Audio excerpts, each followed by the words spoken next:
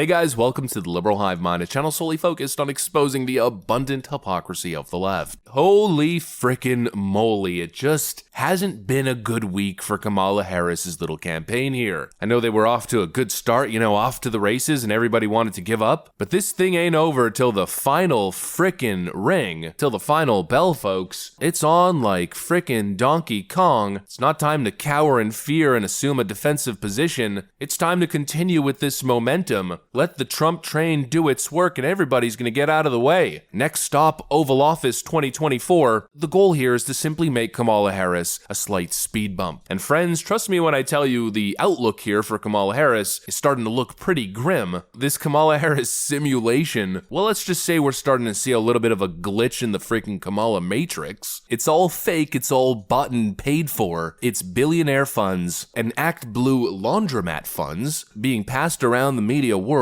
in one of the most expansive propaganda campaigns the world has ever seen. Kamala Harris is trying to buy her way into office by using an army of shills to do the dirty work. She is getting totally freaking exposed. Let's have a conversation about it. We got some stuff to get into, so let's roll the tape. Alright folks, so a couple days ago we played the whole Kai Cenat video where he basically has a meltdown on stream and starts raging at Kamala Harris and the Secret Service, who won't stop apparently harassing him to get on his stream for a big campaign event. Say it right now.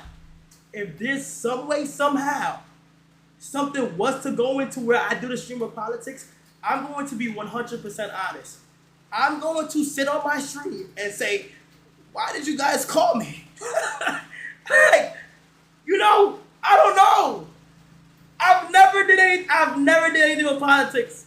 And these blogs are like trying to say, yo, we gotta do this shit.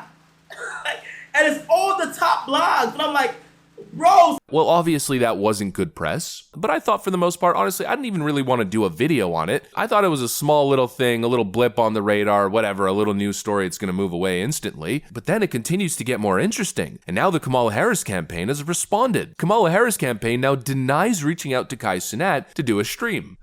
Interesting. So apparently it never happened. And instantly I got frickin' alarm bells, red flags popping up in my vision here. What do you mean? Why would Kai Cenat, of all people, lie about something like that? Why would he just make that up? Don't you find that's a kind of a random thing to mention? Especially as a totally non-political entertainment streamer, a guy who has nothing to do with politics. Why would he go there? I'm pretty sure Mr. Kai Cenat, if I'm not mistaken, has a no politics policy. He's that kind of entertainer who just doesn't want to get involved in that stuff. He wants to conduct his business. He wants to, as the kids say, collect his bag and then simply move on with his life. Why would he make this up? What kind of elaborate political ruse is Kai Cenat on? Well, it turns out there was no ruse. The Kamala team is just frickin' lying. Or they're not in control of what's happening and the Act Blue puppets, the real Democrat power players, are engaging in this campaign without Kamala Harris's permission or even knowing. I mean, that's how the Democrat Party operates. People think it's just the Democrats. No, it's not just the Democrats. It's a huge coalition of law firms and trust accounts and businesses, networks of bots and fake people and paid shills, fundraising scams that are totally out the scale of what people actually understand. I mean, imagine how much money was donated across those Act Blue links throughout the BLM riots. Kamala Harris doesn't have $300 million. The DNC's got a whole lot more in the piggy bank that they're working with, and they're using it to mobilize their paid shill army. It's always been like this. And it's now just getting exposed thanks to Kai Cenat and now others, because a lot of people are now coming out with videos like these.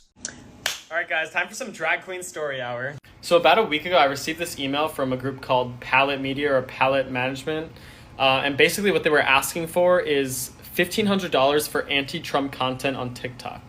So they basically sent me this kind of like creator brief with all the asks that they have and everything, and like do's and don'ts, like don't show any form of support for Donald Trump and his allies, gloat about Harris and her allies, attack Trump supporters for their intellectual or personal values. So they're basically creating division and paying for division online, which is crazy. So me being me, I was like, I kind of got to investigate this stuff. So I started like emailing back and forth with the lady. So I basically said, thank you for sending over. I will review. Is this for the Kamala campaign or for like a PAX campaign?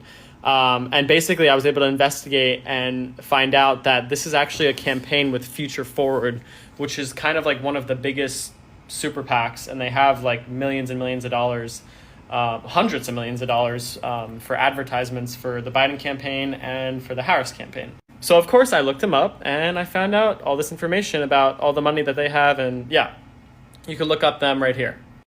Anyway, I just kind of wanted to come on to show you guys that yes, I'll sell my booty, but I ain't gonna sell my values. That's a big online content creator. Well, I'll call him that. I think I'm being quite generous when I say that. And actually, you know what? Let's be a little bit more accurate here. That's internet degenerate Jack Doherty's brother, who says he experienced the same thing. And actually, it's quite interesting because apparently, Paulette Management reached out to him, the same company behind Harry Sisson and that other chick that he's always recording those videos with. It's the same freaking company. The DNC probably has hundreds, if not thousands, of these management companies reaching out to influencers online, trying to pay them for anti-Trump content. It's also manufactured. And trust me when I tell you that's just the tip of the iceberg. There's a lot of people coming forward now saying they're getting emails, paid offers to shill for Kamala. This is what the Democrats do, and actually it builds on a larger story that we've been covering. All these faces, these are not activists. These are people who are paid by the DNC and their network of fundraising scams to constantly promote propaganda and push anti-Trump content. It's all so friggin' fake. And hopefully people can realize that quick enough and this continues to backfire. I mean, we're getting little signs that are suggesting that that might be the case. Take a look at Charlemagne's reaction to the whole Kai Cenat issue. Kamala Harris team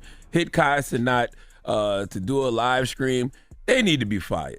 Okay, stop letting social media run her campaign. You saw Trump go on Aiden Ross, and you saw the attention that garnered. You saw the headlines that got. You saw social media start saying the vice president needs to go on Kai Cenat, and you ran to go make that happen. Not even stopping to think, is this organic? Does Kai Cenat even care about politics? You know why? Does he even know anything about it? Have questions? He might be supportive of Trump. We don't know. No, he's not supportive of Trump. Cut it out. You don't know who he supports. I know he don't support no Trump. You know why the Trump Aiden Ross stream worked? Because Aiden Ross had real interest in Donald Trump. And I do believe politicians should absolutely meet people where they are, but it still has to make sense. Let it be something organic. There's a lot of places the VP can go to get in front of a younger audience. There are influencers Kai age, you know. I don't know. Like I said, I'm all for meeting people where they are, but it also has to make sense. Now, he doesn't go on to say what I'm saying, which I think is the actual whole truth, that the DNC is totally fake and that their grassroots movements are actually totally bought and paid for sophisticated propaganda campaigns. But he is at least admitting that the people are waking up at least to a certain degree to the fakeness, and he points out the clear contrast. Trump does a massive record-breaking stream with Aiden Ross, not because the Trump campaign made it happen and they forced it, but because the actual host, Aiden Ross himself, wanted to have Trump on the show. You know, it's something we call an organic arrangement. In other words, Trump continues to prove that he's organic. He's the non-politician, he's just the regular guy, and they're the phonies, the fakes, the fraudsters. The DNC's sophisticated network is starting to get exposed here. Everything they do is fake, it's all smoke and mirrors. It's all one big operation behind the scenes. Anyways, that's pretty much what I got for you guys. Hopefully you enjoyed this video. If you did, make sure to leave a like and possibly subscribe to the channel. Thanks for watching, and I'll see you on the next one.